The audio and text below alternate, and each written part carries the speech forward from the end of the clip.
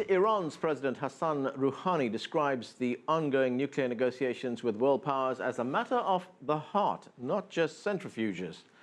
Next week, the Iranian delegation will meet in Geneva with officials from the United States, Russia, China, Britain, France and Germany. Any kind of deal could be a game changer for the relationship between the United States and Iran. Joining us now from Tehran is Seyed Mohammad Marandi. He's the head of the North American Studies Department at the University of Tehran. And with us here in our studio in Washington, D.C. is Kenneth Katzman. He's a specialist on Middle Eastern affairs. Gentlemen, thanks to both of you. Dr. Marandi, the United States has decided, after decades of sanctions, after broken diplomatic relations with Cuba, to mend fences right now. And that is prompting some analysts here in Washington to say, hey, if you can do this with Cuba, why don't you do this with Tehran? Do you think that's a good idea, or are we perhaps reading too much into this? Is this two completely different situations? Well, obviously they are very different situations. Iran is a much more powerful country than is Cuba, and the United States sees Iran as a regional rival to its influence. But I think that if the United States were to take a more moderate and reasonable approach towards Tehran, just as it has taken a step in the right direction with regards to Cuba, the benefits for the United States would definitely outweigh any disadvantages. The Iranians are not, they don't have an eternal hatred or hostility towards the United States. The Iranians have serious grievances that are directed towards the United States: the support for the Shah before the revolution, the support for Saddam Hussein, and the war against Iran, and of course the sanctions. These are all issues that anger Iranians and have created great mistrust. But if the United States were to seriously take a step in the right direction, and if the U.S. president was to make a shift in U.S. policy with regards to Iran, I think that he would see that the Iranians would quickly reciprocate. But if not, I think that we will continue to have stalemate. Ken, is there the political will in Washington, specifically President Obama, to make some kind of grand gesture, a compromise, to restore relations with Iran? Well, I think everything, first of all, let me say I'm speaking in personal capacity today, not in connection with my job at Congressional Research Service. The main underpinning is this nuclear agreement, if there is one. I mean, I think everything flows from that. If there is an agreement, and June 30th is sort of the deadline that's been set now, then there is an opportunity for a broader an expansion of the dialogue. There's been, actually, the dialogue with Tehran has broadened to Syria, Iraq, where the U.S. and Iran are tacitly cooperating, in Iraq, other Bahrain, Yemen. I mean, the dialogue can really broaden if there is a nuclear deal. If there's not a deal and the talks collapse, then I think there probably is not this opportunity that you're discussing. Dr. Marandi, does Iran see it that way as well? Does it see it as a step-by-step process rather than one big grand bargain? In other words, you know, let's get a nuclear deal first, then we'll talk about the other issues that divide us. The Iranian position is basically that the nuclear program and the nuclear dossier is the litmus test for Iranian-American relations and thus the Iranian-American dialogue. The Iranians basically are saying that if the United States wants Iranian cooperation in different areas, they first have to show goodwill. And for the Iranians, that has to be at the nuclear negotiations and at the table for dialogue. In other words, as long as the United States is, metaphorically speaking, holding Iran by the throat, then it really can't expect Iran to cooperate with regards to other issues. If the United States has the courage or the maturity to significantly change its policy towards Iran, to recognize Iran's rights as a sovereign and independent country, then there are a host of issues that I think the Iranians would be willing to discuss with the United States, and there are a host of issues in which the Iranians and the United States can come to some sort of agreement. Of course, there will continue to be major differences. The Iranians see the Palestinian people as subjugated by an apartheid state. There are other issues that for Iranians are very important, and there are obviously major differences with the United States, but there are issues in which the two countries can cooperate. But again, from the Iranian perspective, the ball is in the court of the Americans. So, Ken, here we have a situation, as Dr. Marandi points out, that this is about goodwill, this is about trust, and as I said at the outset of the program, quoting the president, saying that this is about the heart, not just about nuclear centrifuges. I want you to take a listen to what the Iranian Foreign Minister Javed Zarif said last November about the nuclear negotiations. Hard decisions need to be made. Flexibility needs to be shown by all sides.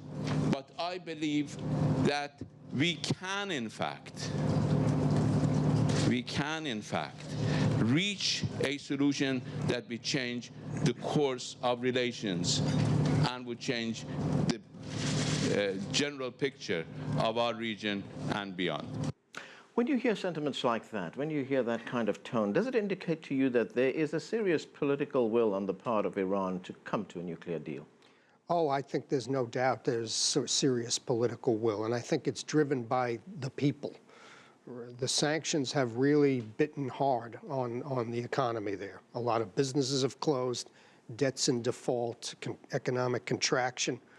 Remember, the interim nuclear agreement caps Iranian oil exports at 1 million barrels a day, which is devastating when oil prices have fallen so much. It's even much worse because Iran can't increase to make up that shortfall. So, yeah, it's clear. I mean, everything Mr. Rouhani is saying.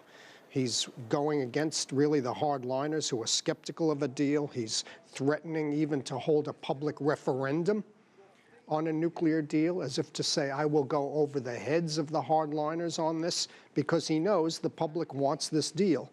They want the sanctions lifted. I have a little bit disagreement with Professor Marandi about the degree to which these grievances that are talked about.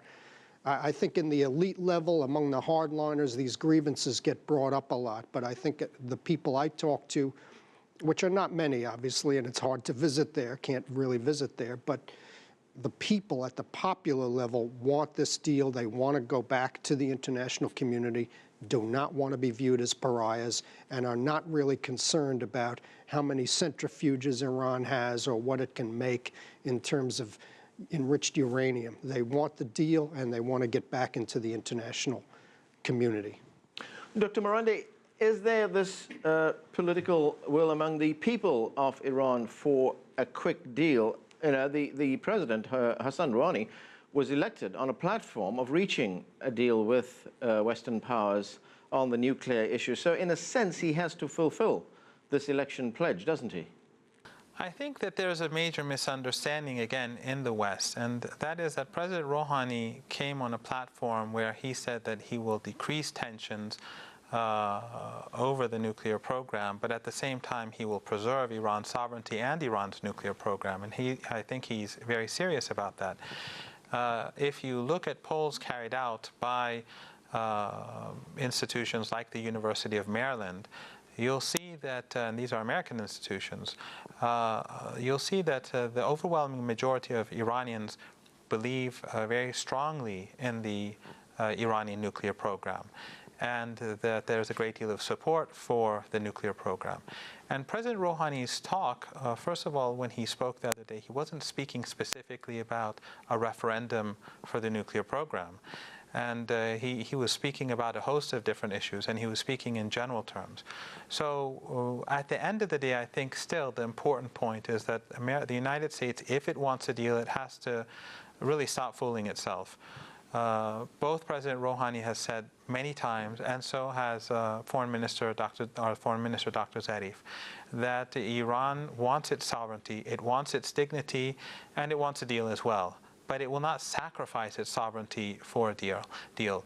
Actually, the sanctions that the Americans have imposed have hurt Iran's economy significantly, and many ordinary people have died as a result of, for example, the shortage of medicine that we had a couple of years back when the sanctions first hit.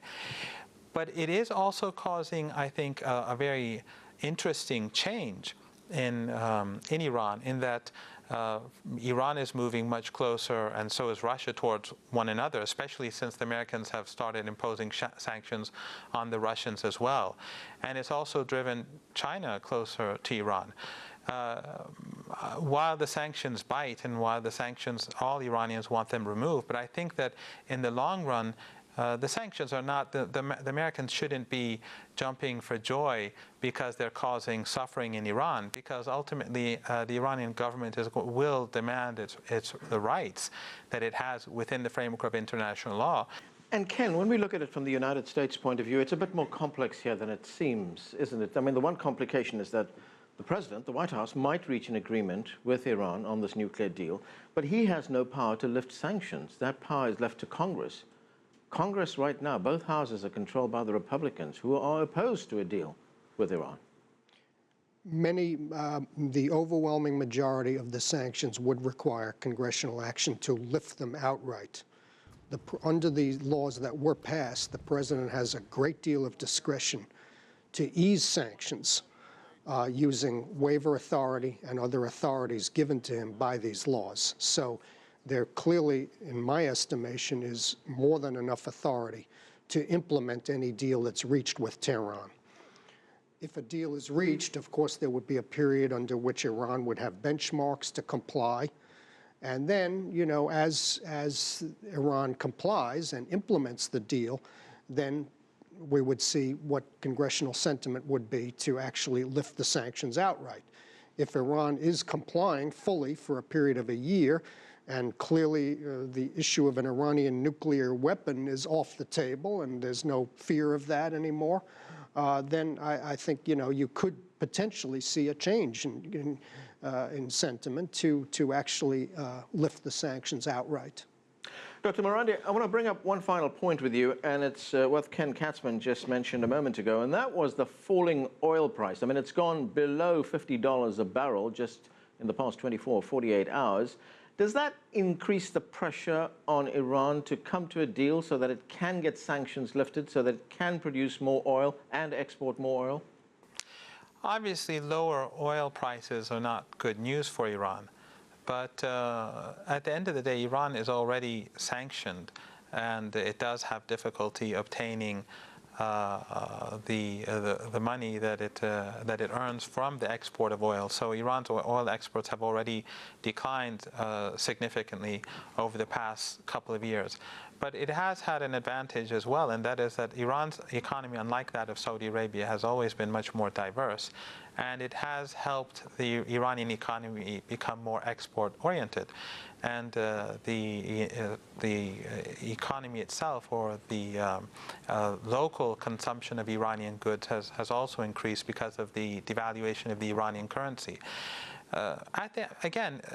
While this is going to be a difficult period for Iran, I think it's a mistake on behalf of the Americans to imagine that somehow the Iranians are going to abide by American demands. That's simply not going to happen. The Americans are going to have to come to recognize Iran's rights. The United States is a declining power, relatively speaking, and the same is true with Europe. And rivals of the United States are on the rise. And the United States, if it keeps pushing Iran, it's not serving its own interests. Right now, we don't know what the future holds for example, in Saudi Arabia. If the Saudi king dies, there are serious questions about the long-term stability of the country. Does the United States want to put all its eggs in the basket of Saudi Arabia and countries like Saudi Arabia? If it does, then it's taking a big risk. Iran, on the other hand, despite all the attempts to destabilize it, today we see it is the most powerful and the most stable country in the region. And the irony is that all those attempts to destabilize Iran have led ultimately to no positive results for Western powers. And in fact, their own allies are much more unstable today. So again, it's in the interest of the United States to change its attitude towards Iran, if it looks at Iran, instead of making demands and trying to impose its will upon the Iranians, if it changes that approach, because after the revolution, that's no longer acceptable on behalf of the Iranians. If it treats Iran as an equal, then it will have a very different response from the Iranian side. Dr. Mohammad Marandi, Kenneth Katzman, thanks to both of you for being with us. And that is all the time we have for, but the conversation continues online.